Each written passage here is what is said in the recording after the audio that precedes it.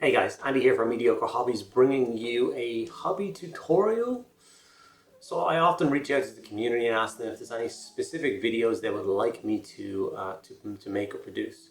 One of the most requested videos is a how to build video, so going over some of the tips and tricks that I use for getting miniatures built quickly to a high standard, removing all flash and mold lines and stuff like that. So in this video I'm going to go over a whole heap of different bits and pieces to do with construction. I've chosen quite a complicated miniature to base the video around to show you how I would use all of these bits and pieces. So stick around to the end of the video and enjoy. Okay guys, I've been excited to get this video done and bring it to you for quite a while now, so I'm delighted to be getting stuck into it here today. So like I said, I picked quite a complicated miniature to base this video around. I'm going for the Tau Ghost Keel battle suit because it is quite a complicated piece. Lots of moving parts, lots of parts you're not supposed to glue and all sorts like that. So I thought it would be the perfect example. So step one in constructing any miniature is the instructions. Now that sounds silly, but a lot of people skip a lot of the parts of the instructions. Like for instance, on this opening page of a booklet, there's a lot of information that you should read before getting stuck into constructing your model. So for instance, the top left of this page has all the different sprues that make up all the different kits. So you should make sure that you have all of the correct sprues and all the correct parts that come in the box that are meant to come in that box set. The next thing you should pay attention to is things like the variant builds. Most complicated kits can be built several different ways, and if you're not paying attention, you just start at box 1 and start blasting your way through. Before you realize, you'll be at step 12 realizing you've built the wrong kit. It wasn't supposed to have that gun, it wasn't supposed to have that head, it wasn't supposed to have that piece of equipment. Next are all the symbols. If you see a symbol somewhere during the building process and you don't know what it means, refer back to the start of the booklet. Find out what it means, make sure you don't make a mess of these expensive kits. The next thing that I always make sure is not only do I have all of the right sprues, but all of the right parts are on those sprues. So I have a quick inspection of to make sure there's no damaged or bent pieces, any missing pieces. If you don't do this and then later on you're suddenly missing a part and you start wondering whether you had cut it out already and it's on your desk somewhere, it fell on the floor, checking at the start can save you a lot of time. Then I go through the entire instruction booklet for that piece. So I'm looking at the ghost keel. I'm going to flick my way through the instruction booklet, looking out for anything that might catch me out. The variant builds I was talking about, what weapon option I'm going to give it, the fact that there's 2 variant heads on this piece that I had forgotten about, even though I've already built one of these kits. So just having a little bit of foresight, knowing what to do before you get stuck in, can be super helpful. Once you feel comfortable in doing that, then I'm going to go to step 1 of building this ghost keel.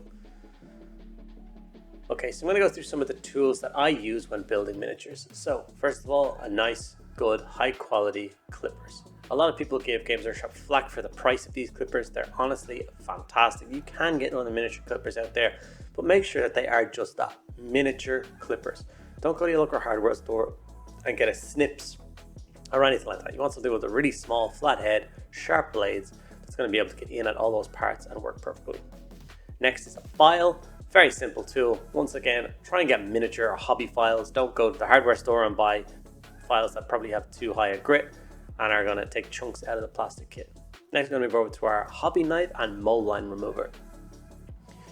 These 2 tools, in my eyes, form a very similar purpose. They're for removing flash and mold lines on your miniatures. Basically, one is, in my opinion, for children or people who aren't comfortable with blades or knives, which is totally fine, and then they use the mold line remover for that. Next thing you're going to do is start cutting out pieces. So as you can see on the instructions, have relevant numbers attached to the pieces. So you check the number, then you find the corresponding number on the sprue. So we're looking for 60 and 63. Once you've found those parts, it's time to cut them out. That's where we move over to our hobby clippers. So the reason hobby clippers are so important is because they have a nice flat edge and are quite sharp. You can press the edge right up against the piece and cut out all of the parts easily with minimal risk of damaging the parts. I'm not saying there's no risk. I've damaged many a piece cutting it out wrong or cutting too fast or anything like that. It happens. We can repair all those issues later on if they happen. If you use the wrong size of a clippers, i.e. this, or if you have a chunky clippers, something that's not designed for this job, as you're cutting out the miniature, you're going to leave all of these horrible big flash points across the parts, which is just going to add loads of extra time into constructing. You then have to go back and try and cut those pieces off, which then increases the risk of damaging later on. As you can see, there's all those little bits. So by flipping the clippers over, I'm still pressing them as hard as I can to the side of the miniature. That's what we're left with. So make sure you are using the correct side of the clippers all the time. Flush against the piece, and then quickly snip them off. So these are all the parts from step 1 in the instruction booklet. I like to work kind of section by section. So whatever the first part they tell me to cut out is, I cut out all the bits and pieces I need for that. Then I start assembling. First of all, we're going to go across to cleaning up the parts. So my preferred method, and the one that I've been using for 15-20 years now, is a hobby knife. I've gotten quite comfortable with having a hobby knife in my hand, how to move it, how to clean off parts with it. So all you're trying to do is very carefully, slowly cut off all of the excess bits that are left behind from removing it from the sprue. You can see those little plastic shavings coming off, and as you can see, I keep running my finger across the part, or my nail across the part, and that's just to see if I can feel anything. Once I can't feel anything, the part is completely smooth. I know that I've removed enough flash or extra material that during the painting process, the spraying process, all of those will disappear. You're not looking to basically make that part disappear. There's going to be a little white speck no matter what you do, but it's about how it feels. Once it feels super smooth, then you will not see it during painting. The next is the hobby file. If you do not want to use a knife for this, you can move across to a hobby file and just file off all those extra parts. I personally don't use a file very much in the construction process. I find it hard to get into little nooks and crannies with them. And like I said, I've gotten so comfortable with a knife over the years that it is my preferred method of construction. I genuinely go to building a miniature with nothing but a sharp hobby knife and a clippers. But if you want to be a little bit more sensible and have a file on hand, you don't accidentally take any chunks out of your miniatures with a hobby knife, then having a file on hand can be a very useful thing. The next is the scraping tool. So as you can see, I'm just showing you that it's in no way, shape or form sharp. It cannot cut you, it cannot stab you. So for any parents watching this video and you were looking for tips and tricks for your children, I do recommend a hobby clippers and a mold line remover, and obviously don't give them a scalpel or anything like that. Even that hobby file has quite a sharp point on the end of it, and you can give yourself a little poke, which isn't pleasurable. So as you can see, the mold remover, you do scrape over the same parts as before, and as you can see, I'm doing the exact same thing. After I scrape, I run my finger across it to see if I can feel any indents. And once I get to the point where I can't feel any indents, then that's enough material removed. It's nice and smooth. And those extra bits will be covered up by spray and paint later on.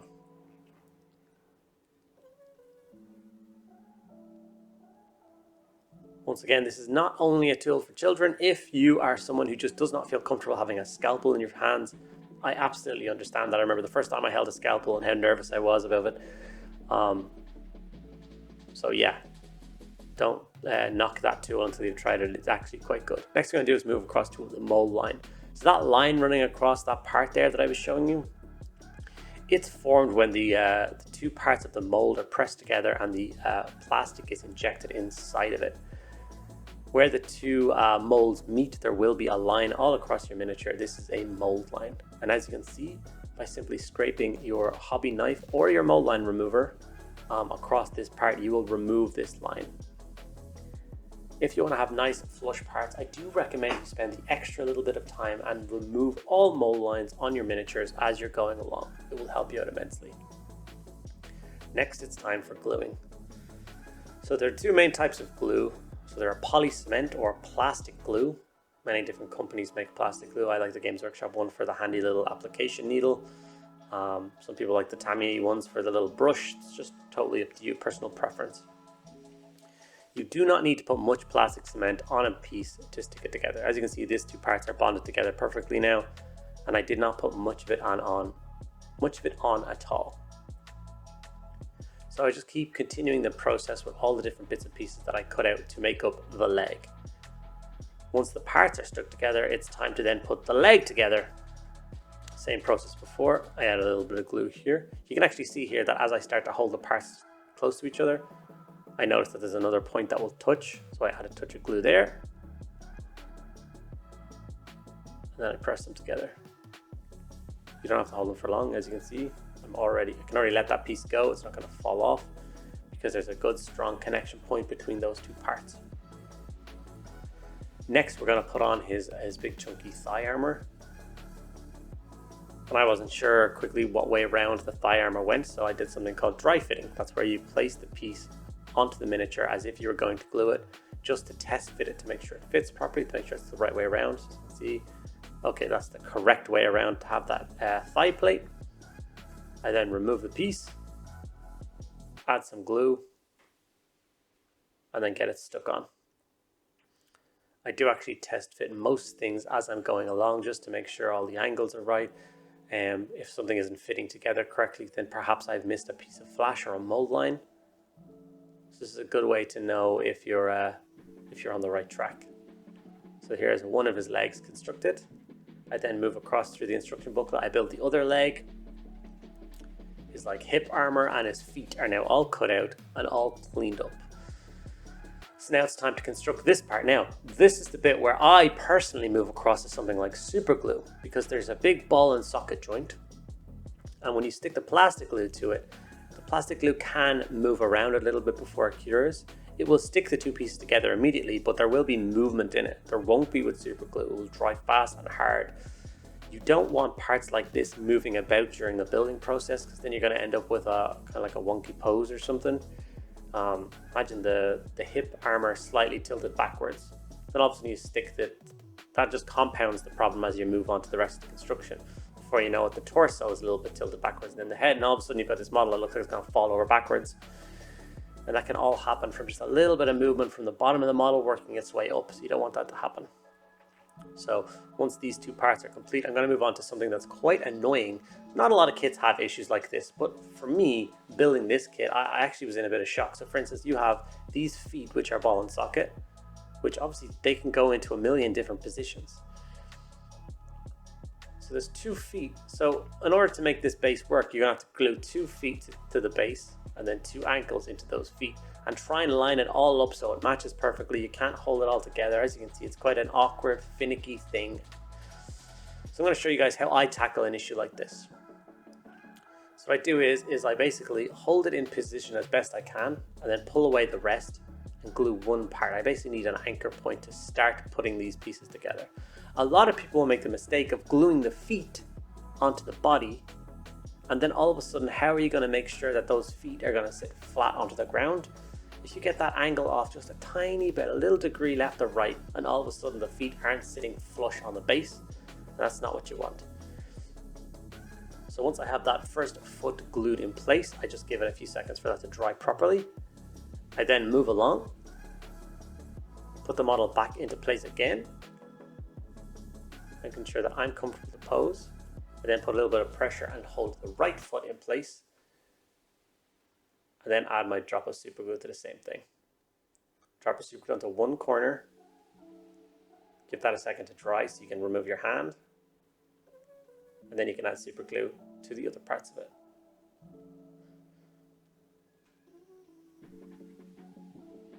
Doing this process should mean that the ankles line up with the feet beautifully. It will cause a lot less headaches in constructing your miniatures and leave you with a better result. So I personally am now going to glue that on. Some people at this point will decide not to glue that on now, knowing that they have their feet in the correct place and they can glue that miniature on at any point. They will choose to leave that off so they can get at the basing side of the model a lot easier. If they want to put a really intricate base on it, having just the feet in the right position and knowing that you've got free reign to work on the rest of the base, that's just not how I work, but that's obviously an option that you guys have access to. And there we have it. There's the bottom half of the miniature is fully constructed. I think quite perfectly. There's no gaps, there's no nothing. The feet are squarely on the base and everything's attached. Next we move on to this complicated part, and as you can see, there's those symbols again. Those symbols to me seem quite normal because I've seen them a million times before. For anyone else, they mean do not glue, which can be quite confusing. You're like, wait, I'm trying to put together this miniature and you're telling me not to glue it. they're telling you not to glue very specific parts. So the Ghost Keel battlesuit has the option to have its canopy open up to reveal a pilot inside. So the bit that covers the head lifts up and the whole panel in front of him falls down.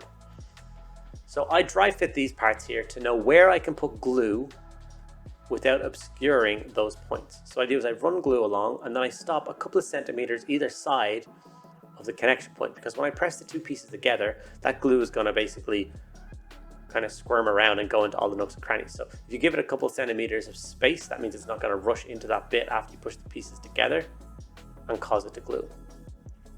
I also couldn't figure out how you would hold two parts at the same time, so I went for the one with the biggest connection point and sat in the middle, which was the head cover. I glued that on first, squeezing the pieces tight using plastic glue, and then I just clicked the front bit in. Because it's plastic glue, the parts would separate again a little bit, allowing that piece to slot in.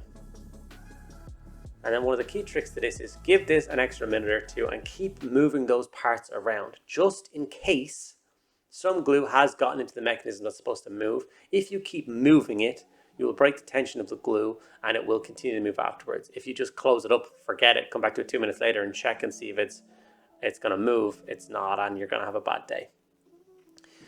After I have a big piece like this stuck together, I generally tend to go back to the cleaning process, especially where two big parts have connected. If you're doing plastic kits, modern plastic kits, there shouldn't be any gaps. I know you think you can see gaps, but these will disappear during the spray phase. So I just tend to once again run my knife along the seams of them, just cleaning it up, removing any flash and making sure that the two sides are completely level with each other. So next, there's a big flat gap on the back of the armor, and that's an optional part. So there's actually 3 different options on what part to build here. So this is where you as the builder need to make a decision. If you're just building this beautiful piece to build and paint, then you just pick the coolest one, whatever jumps out to you the most. If you're doing it for a gaming piece, then this is the time to go to your codex and find out what upgrade you want to give this piece and then glue that part on. So I'm at the stage now where all the different components that make up the Ghost Keel battlesuit are built, but all the major parts are not stuck together, because now it's time to pose the miniature. Some miniatures are mono pose. You just build it in the instructions, you have no options. But in a model like this, there's lots of movement for poses. So where the waist is going to sit, where the arms are going to move, is your guy going to have his gun in the air, is he going to be pointing his gun, and so on and so forth. So I haven't built the torso, I haven't glued the torso to the legs, I haven't glued the arms together, I haven't glued the head on, anything like that. So I'm now going to spend a little bit of time posing this miniature around, finding the one that I think looks the coolest, it's going to be the most fun for me to paint, and I think look the best on the battlefield. So you can see with the gun arm here, I'm playing around with the idea of it in the air, or down by his side, or pointing it. And once I've made that decision, this is where I then go for super glue over plastic glue again. I don't want these parts to droop or move or anything once I've got my pose locked in. So that's why a touch of super glue assembling these parts is great. Sub-assembly. These are the parts of the miniatures that I'm not going to glue on at all. These will only be attached to the miniature at the very end of painting. So I'm going to leave these side guns on because they're already on these very easy little pins, so I can have them out of the way for painting. His head is also on a nice little pin, so you can just click it on and off, which makes it a superb piece for a sub-assembly. And then the big shield or stealth generator on his left arm and his gun on his right arm also will be left off for ease of painting. And with that, this will be the constructed Ghost Keel battlesuit. Like I said, I think we've done a good job. I think I've covered the majority of things you guys will need to know in order to move forward and build your miniatures. This will not be the only build video that I do, so please drop in the comments if you think that I've missed anything or you have any further questions.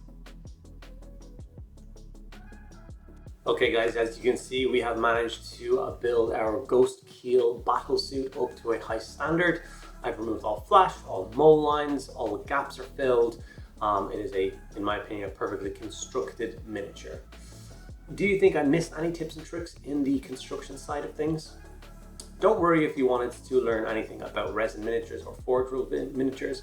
They will be covered in a separate video where I will do an entire a video based around how to build large, complicated Forge World models. That's a whole different set of skills that is required for getting those miniatures stuck together.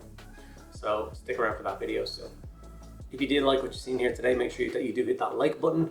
Ask me any questions in the comments below, or let me know any tips and tricks you think that I missed out on in this video, and put them also below, and I will get back to each and every one of you guys. Don't forget to subscribe to the channel. Only about 25% of the people who watch my videos are actually subscribed, so it would mean a lot to me if you guys hit that subscribe button and follow along on my journey. And if you see real value in what I do and want to contribute even further, there's links to things like my Patreon below. Thank you guys so much for watching, and I'll see you in the next video.